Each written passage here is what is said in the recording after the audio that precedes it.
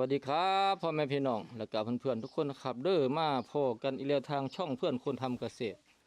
สำหรับท่านใดเข้ามาแล้วก็ฝากกดไลค์กดแชร์กดติดตามและอย่าลืมกดกระดิ่งนั้นด้วยครับเด้อผู้ใดแจ้งเตือนคลิปใหม่ๆก็สำหรับคลิปนี้มื้อนี้ได้พี่น้องเด้อมาส่งมั่นมักยีดพี่น้องเกษตรกรเพิ่นเลี้ยงงัวจนต้องพี่น้องทางบ้านบ้านสมสะอาดเนาะบ้านสมสะอาดพี่น้องเพิ่นเลี้ยงงัวใหม่มือใหม่เพิ่นพึ่งหัดเลี้ยงเพิ่นรับราชการพี่น้องรับราชการอยู่ทางบ้านสมสะอาดมาเบิ่งงัวน้ำเพิ่นพี่น้องเด้อถ้าส้มกิจการเพิ่นพี่น้องมาครับสาธิตคือเก่าพี่น้องมาส่งมั่นมักเย็ดเพิ่นสั่งมั่นมักเย็ดมาไว้ถ่ายงัวพี่น้องออกงัวเรามาตรฐานได้พี่น้องเสาวันนี้ผมยังมักอยู่มันอยู่ดิเสาเล็กเนี่ยเพิ่นมีของพิเศษพี่น้อง นี่เสาเบิ่งมาตรฐานพี่น้องเสาเพิ่นเสาก็เสาสามเหลี่ยมเนาะสาเนาะเพิ่นไปประมูลได้พี่น้องมีแต่เล็กดีๆพี่น้องเสาเพิ่นมาตรฐานเนาะข้างบนเป็นห่านเฟื่องพี่น้องเก็บเฟื่องไว้ได้พร้อมเลี้ยงโดนไปได้เลี้ยงว่า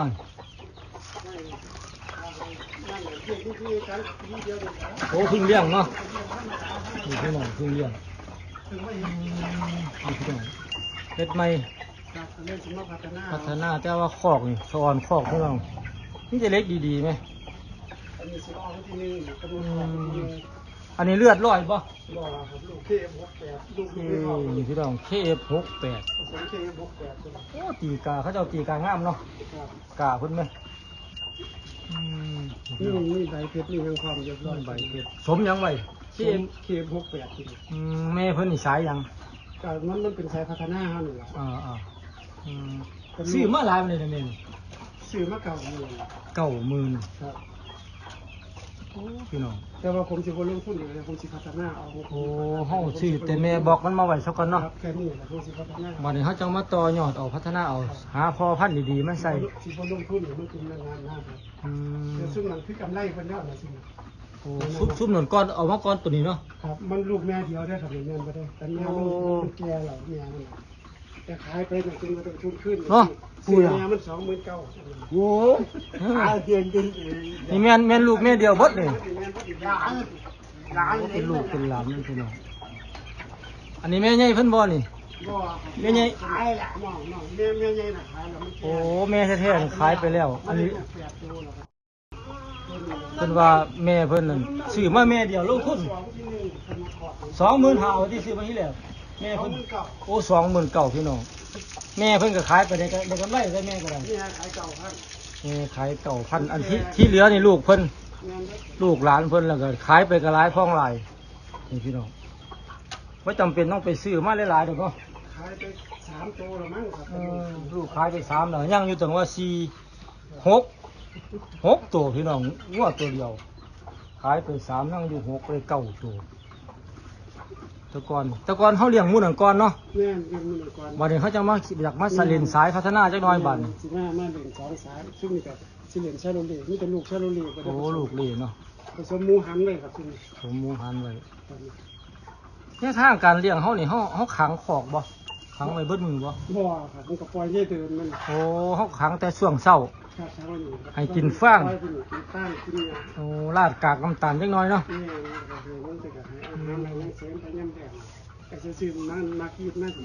โอ้ให้กินเวสิเนาะก็บ่ถือว่ายากข้างนอกก็มีคอกปล่อยเล่นเนาะนี่ซึ่งก็มีคอกย่ำ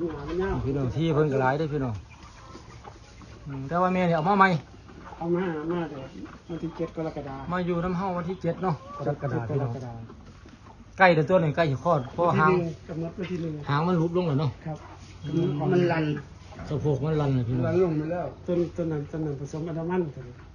มีแม่นึงเนาะสายพัฒนามี2ตัวเดี๋ยวสุขุมแม่โอ้คุณเห็นว่ามัน2พี่น้องซื้อมาจากมันเนี่ยบ้านดงโอ้บ้านแสนอุดมนี่พี่น้องอันแม่นี่พ่อยังคนใดมานี่อันดามันเนาะสมเนาะก็เป็นงัวเอฟคือกันครับเอฟสีแดงพี่น้องแต่ว่าก็เป็นงัวธรรมดาเนาะ บ่แม่นว่างัวเลือดลอยเป็นงัวธรรมดาเป็นงัวบ้านเฮาแต่ว่าเพียงแต่ว่างัวจดเอฟพี่น้องงัวสมเอฟไป สมหลอดนะ สมหลอดแม่เพิ่นมาจากหลอด มาพัฒนา เอฟใดนี่ F1 นี่ F2 เป็นเรื่องขับเล่น โอ้ F1 พี่น้อง F1 โอ้นี่พี่น้องเลขขาอยู่เลขนี้แม่นี่หลายไปได้มานี่ ส้นสีชาติครับมือเก่า 69เนาะความสูงมันสูงเท่าไหร่ 140 104เนาะ 100 ก็หูบ่ยังยาวเนาะ เป็นนี่หัวมันสิครับ หูพอดีบ่ซาซ้ำ พอดีท หูบ่กายปากเนาะ ำบัวพอดีทำหัว อืม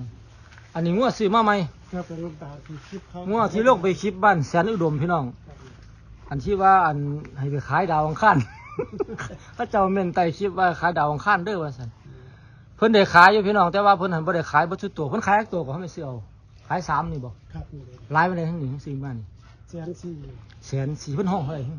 15 โอ้มันก็ลดแค่10,000เดียวนึงเนาะ ว่าเป็นนี่ผมแต่ผมจองเองวันนี้นอกผมคุยเอา โอ้ 147 อืม47 โอ้ นี่พี่น้อง แต่ผมเป็นไอ้น้องผมคุยกันเอา อืม ผมบ้างเลยแต่ผมเป็น14 โอ้นี่พี่น้อง ได้ผมได้ เพิ่นซื้อมาจากผมไปลงคลิปไปถ่ายคลิปนี่แหละพี่น้องเพิ่นนำไปซื้อมาลูกมันนี่พี่น้อง แต่เป็นเอาคนซื้อกันอะไรก็ได้เอา 3ตัวเนาะ ครับชี้ได้ทองเลย นี่มีในท้องก็มีอีกพี่น้อง ที่ผมไปถ่ายคลิปอยู่บ้านแสนอุดมอำเภอบ้านดุงนี่พี่น้องเพิ่นไปซื้อมา เพิ่นผสมยังสติงเล่หมดลูกคุณมืออยู่ไปมัน อ่า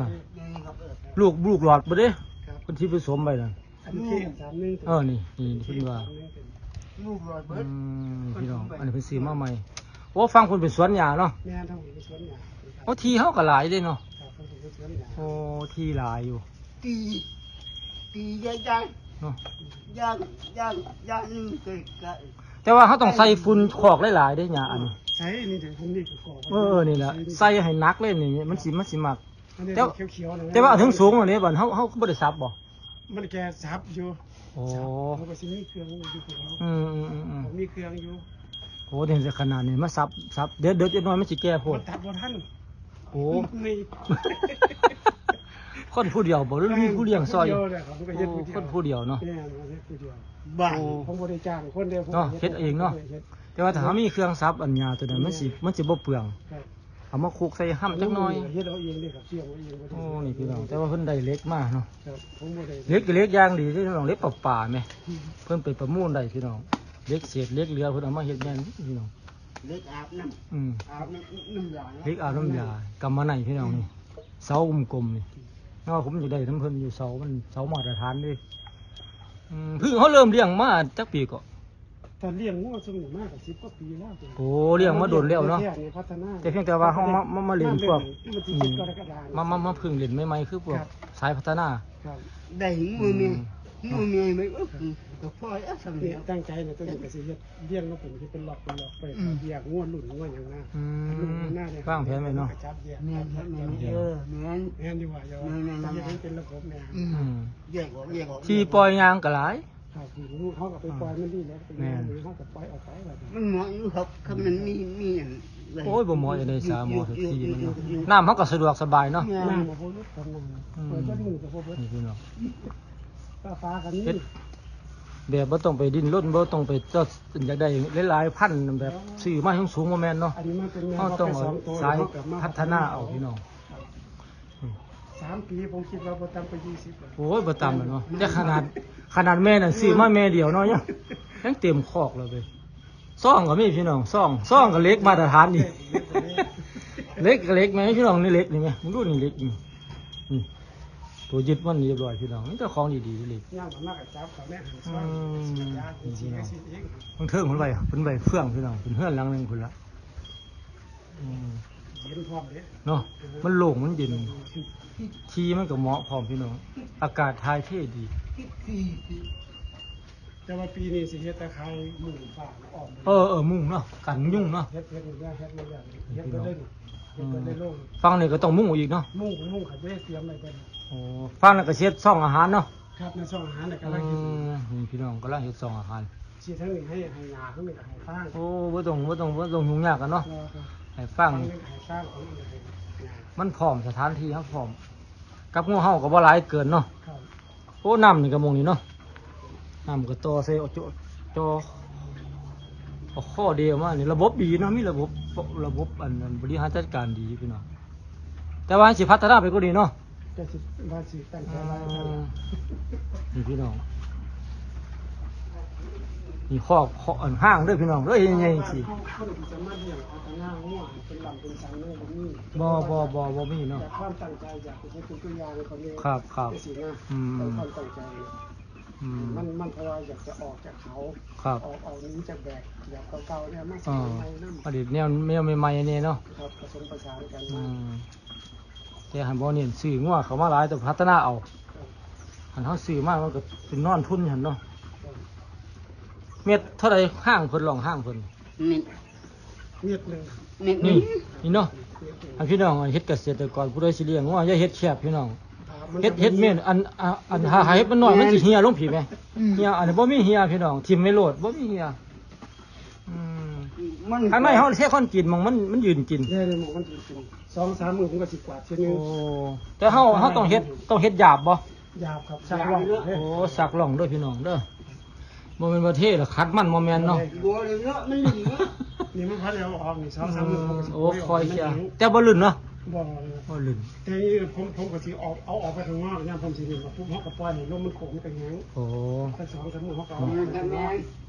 จนมันก็ปล่อยผม เพ ก็ ราะ ปล่อย เพราะว่างัวเฮามันก็บ่หลายเกินข้อก็สะอาดพี่น้องข้อก็แห้งดี เพราะว่าขอกมันกว้าง แม่ซื้อมาใหม่เอาไปนอนครอบคุณบ่ ผมก็สิเฮ็ดตัวนั้นไว้ให้ โอ้ มันมีหลายหม่องพี่น้องอันที่เฮาหลายเฮาก็แยกไปได้หลายๆหม่อง ผมก็สิตัวนั้นก็สิแยกกันสิเฮ็ดให้ คอกมันก็แห้งมันก็สะอาดอื โอ้ ม ไป ผู้ใดสนใจอยากมาเบิ่งมาส้มแนวทางเด้อพี่น้องเด้ออยู่บ้านสมสะอาดเนาะ ครับ อืมเฮาซื้อไว้จังไดล่ะบัดเจ้าของฟาร์ม ซื้อปานครับ ซื้อปานเนาะ ครับ แต่ก่อนเฮาเฮ็ดงานข้าราชการเนาะ ครับ เดี๋ยวนี้ใกล้เกษียณแล้ว เกษียณแล้ว โอ้เกษียณล่ะ เกษียณได้2 ก็จะได้เฮ็ดได้เต็มที่บัดนี้เนาะ ครับ แต่เก่ายังเฮ็ดงานอยู่พี่น้องบัดนี้เพิ่นเกษียณแล้ว หลังเกษียณก็เลยว่าสิมาเฮ็ดอีกละ อันมีผู้ใดอันต้องการอยากมาส้มฟาร์มก็มาได้เนาะ ครับ มีเบอร์โทรติดต่อบ่เนาะ นี่ เบอร์ใดเนาะ 089 089 862 862 4317 4317ได้อพี่น้องเด้อชื่อว่าป่านเจ้าของฟาร์มพี่น้องก็เลยอยากมาซื้อมาเบิ่งแนวทางการเลี้ยงเพิ่นก็มาได้พี่น้องอยู่บ้านสมสะอาดตำบลแร่เด้วยเนาะ ครับ ตำบลแร่อำเภอบางโคนจังหวัดสกลนครเด้อพี่น้องเด้อมื้อนี้ว่ามาส่งมั่นเพิ่นพี่น้องเพิ่นไปเยี่ยมส้มฟาร์มไปเบิ่งนั่นน่ะนํเพิ่นก็เลยไปส่งมั่นเพิ่นก็เลยมาส้มฟาร์มเพิ่นพี่น้องเพิ่นไปเบิ่งพันธุ์หญ้านํก็แนะนำเพิ่นอยากเอาหญ้าแห้งกว่าล่ะแล้วมาใส่หม้องใดมันใส่ได้เนาะ ครับ ปลูกไว้พี่น้องหันเลี้ยงงัวอย่าขาดสวนหญ้าได้พี่น้องหันขาดหญ้าแล้วคือแล้วเด้สวนหญ้ามาก่อนเฮ็ดปลูกหญ้าซะก่อนจะเอางัวมาเนี่ยเอางัวมาไว้ได้หลายละว่านี่หญ้าบ่มีเนี่ยลำบากให้ดิหญ้าฟางนี่คือสำคัญที่สุดหัว่าอาหารนี่เป็นเรื่องสุดท้ายเนาะ มีแต่รุ่นนี้จะได้ต้องปลูกต้องแม่เลย อืม วันที่1นี่กำหนด เนาะทั้งโตก็กลายไปจักอาทิตย์ ครับ ทั้งโตก็ก้อนแล้วแต่จักหวะมัน แต่ว่าอันนี้หางลงแล้วล่ะเฮ้ยบ่สังเกตสะโพกหางมันลันลงแล้ว จะน้อยก็ลงห้ามอยู่พี่น้องแต่ว่าเพิ่นว่าลงทุนที่แรกกันบ่ได้หลายได้พี่น้อง29,000ตรงนี้จะว่าสิเลี้ยงงัวต้องใส่ทุนเป็น100,000 200,000บ่แม่นเด้มันต้องลงทุนหน่อยๆแล้วเลี้ยงเอาให้มันออกแม่เพลูกบ่แม่นว่าซื้อมาได้หลายแล้วมาขังไว้บ่มีเงี้ยให้กินแล้วจ้อยตายแล้วซาเนาะเห็นหลายหม่องไปเบิ่งหลายหม่องก็เห็นหลายหม่องพี่น้องอันแนวทางการเลี้ยงงัวอีหลีนี่พี่น้องคือการลงทุนเฮ็ดเอาเนาะ เฮ็ดเอาเนาะ บ่แม่นว่าซื้อมาขังไว้เด้พี่น้อง แม่น เขาซื้อลงทุนแม่สอนแม่งามๆแล้วมาผลิตลูกเอาบานนี้ ผลิตอยู่บ่ จะได้หยังก็สร้างเขาเจ้าสมให้โลดบ่จำเป็นต้องไปซื้อหลาย F2 ออกมาF3 อันนี้เงิน200,000ก็ซื้อจัก2ตัวละแสนนี่พ่อเนาะแล้วละคนลงทุนเป็นล้านแม่บ่ได้จำเป็นปานนั้นเด้อพี่น้องเด้อ